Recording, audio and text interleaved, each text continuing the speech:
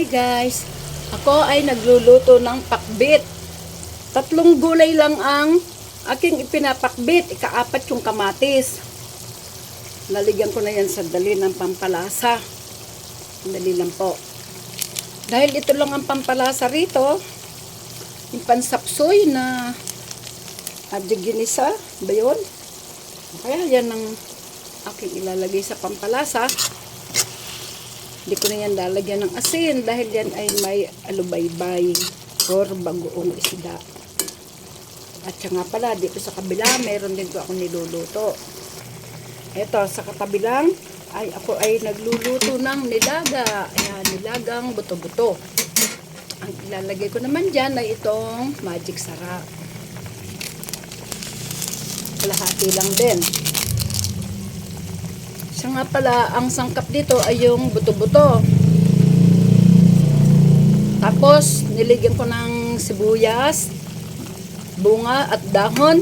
Niligyan ko ng repolyo, patatas, at lalagyan ko pala yan ng paminta. Ito, pwedeng durog o basag na paminta. Siya nga pala, ayoko nang masyadong mapaminta. Kaya ganyan lang.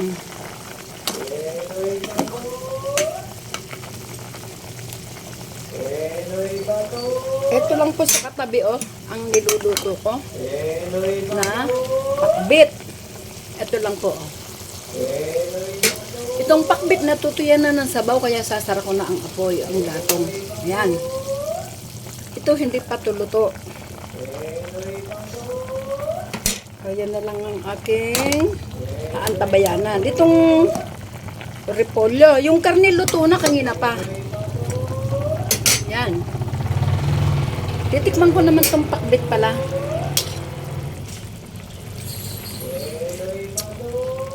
Hindi ko na nga aasinan. Sakto na ang kanyang bagoong. Ito na lang sa sigang. Ay, sigang nilaga pala. Mayroong kulang. Asin. Ayun, lalagyan ko na lang po ng asin, guys.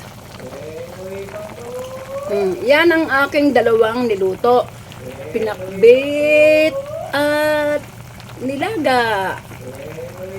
Ito nga palang pinakbit ay may sahog yan na karne, yung taba-taba. Saka may kamatis, nilagyan ko ng alubaybay. Nilagay ko yung ampalaya, saka yung talong at okra. Yun po. Sorry, nasamid ako sa natikman ko lang alubaybay.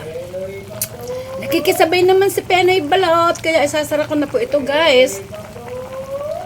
Mamaya ko na lang po lagyan ng patis. Pagka malis na si Penay Balot. Sige po, sasara ko na yung aking video. Hanggang dito na lamang. Ako na yung magpapaalam tungkol ito sa niluto kong pinakbit at nilagang buto-buto. Pakbit na sahog ay taba ng baboy. Ganun po yun, guys. Maraming salamat. Ako na yung magpapaalam. Bye-bye!